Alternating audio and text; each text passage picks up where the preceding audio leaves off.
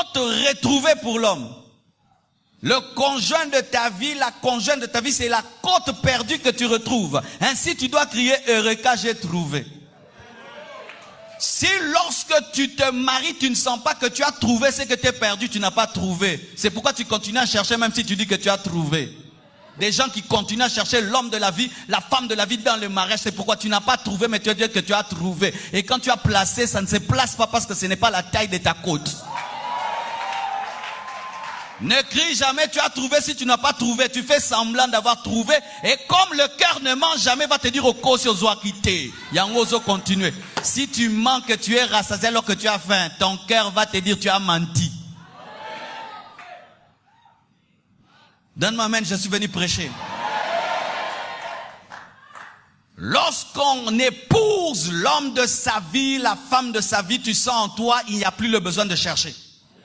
Le besoin de chercher fini. C'est-à-dire tu clôtures la liste des recherches, tu vas garer ta voiture. Alléluia. Mais si malgré que tu te maries, tu continues à chercher, tu n'as pas trouvé. Adam n'a jamais plus cherché après avoir trouvé Ève. De sorte que même si Ève lui a amené la mort, il n'a jamais eu l'intention d'épouser un guénon, un chimpanzé. Alléluia. Oui. Pour ce que je suis en train de dire, peut-être même dans les mariages, je suis en train de vous troubler. Je vous trouble pour vous arranger. Amen. Hein? Ça va, je vais arriver à la fin. Voici encore le conjoint de la destinée. C'est ta côte retrouvée si tu es l'homme et c'est ton origine retrouvée si tu es la femme. La femme maintenant quand elle épouse l'homme de sa vie, elle sent que ça c'est mon origine. Dieu m'avait pris d'ici. Alléluia. Pour l'homme, c'est la côte retrouvée, mais pour la femme, c'est l'origine retrouvée. Sans la femme, l'homme ne peut naître, mais sans l'homme, la femme ne peut exister. Car la femme est sortie de l'homme, mais les hommes naissent par les femmes. Lorsque l'homme trouve la femme, il retrouve la côte. Mais quand la femme trouve l'homme, elle trouve l'origine. C'est pourquoi un homme que tu ne respectes pas n'est pas l'homme de ta destinée, parce qu'on respecte toujours son origine. L'on respecte l'embouchure. C'est un signe.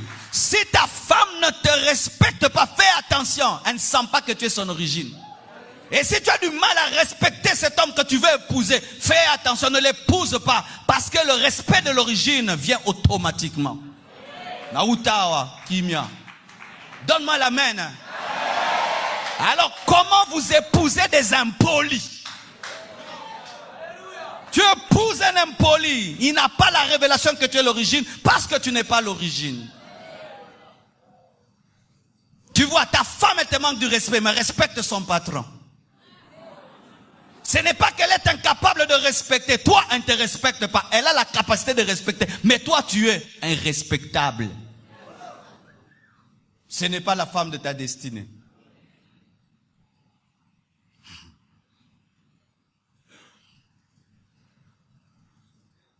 Ne partez pas avant la fin du message. Je ne veux pas de divorce après ce culte. Mais je dois dire d'abord la vérité. Quand tu vas à l'hôpital, le médecin te dit que tu es malade. Ensuite, il te soigne. Mais il doit d'abord te dire que tu es malade. Et si c'est très grave, il te dit c'est très grave. Le problème dans l'église, c'est qu'on ne vous dit jamais la vérité. Et vous pensez que vous êtes en bonne santé alors que vous êtes malade. Et nous traitons vos couples comme si c'était des couples qui vont bien. Alors que ce sont des couples qui vont très très mal.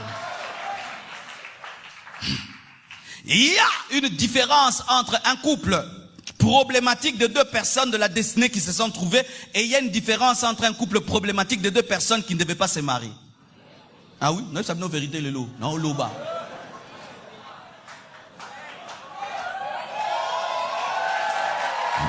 Je vais expliquer. Tu as une voiture en panne, c'est vraiment la pièce d'origine, n'est-ce pas? Mais ça a des problèmes. Il n'y aura pas les mêmes problèmes qu'une voiture. On a mis la pièce du Mazda sur une Mercedes.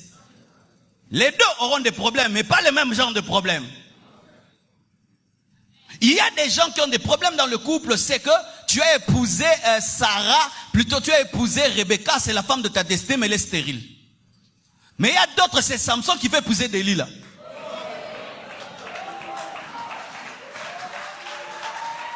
Oui, on doit vous dire la vérité. Maintenant, tu vas te comporter comment? face à ta propre maladie et ta réalité. Oui, bien aimé, l'église a grandi, je veux donc prêcher des choses de grands.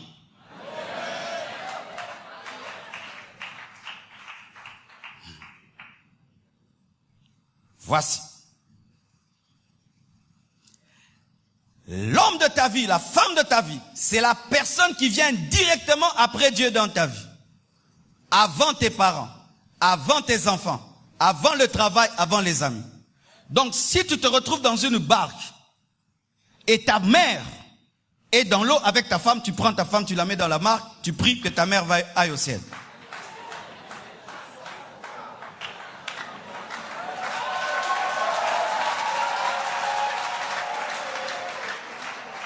Si tu te retrouves seul dans une barque, ton mari et ton père sont dans l'eau et il ne faut choisir qu'une seule personne, tu prends ton mari, tu le mets dans la barque, tu pries que ton père reçoive Jésus et qu'il aille au ciel. Si tu es incapable de faire cela, tu n'as pas trouvé.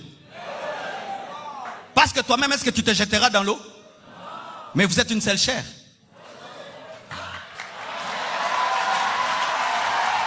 Ah, réponds-moi. Oh non, mais comment je vais laisser maman? Comment je vais laisser papa? Alors comme tu les aimes les deux, plonge. Tu ne vas pas plonger, tu vas rester dans la barque. Hein. Faites attention, non. Ta femme c'est toi, ton mari c'est toi. Donc si elle est dans l'eau, tu es dans l'eau, tu dois te sauver.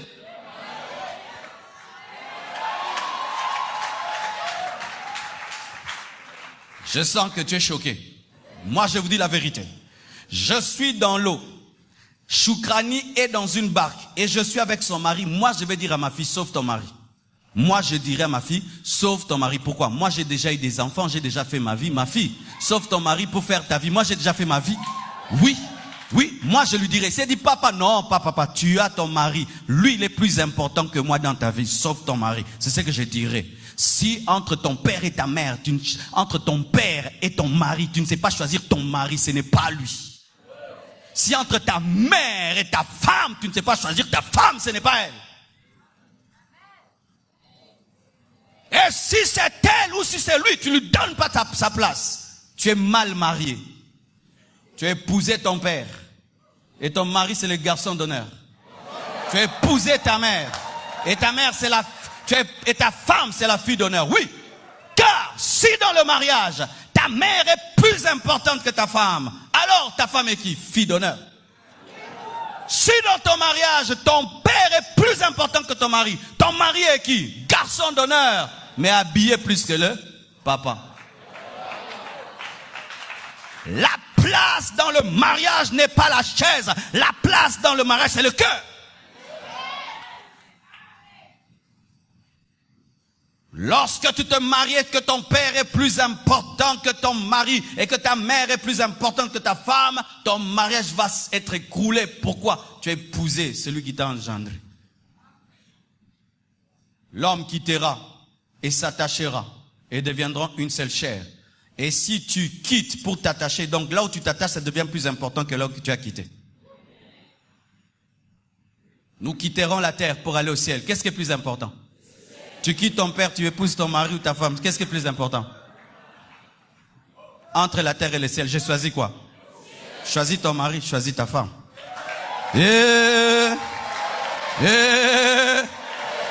Je brise les liens des Congolais au nom de Jésus. Je brise les liens des Africains. Je les brise au nom de Jésus-Christ de Nazareth. Où vous allez dans les mariages, mais vous êtes toujours liés comme si vous étiez des petites filles et des petits garçons. Maman, papa, au colis.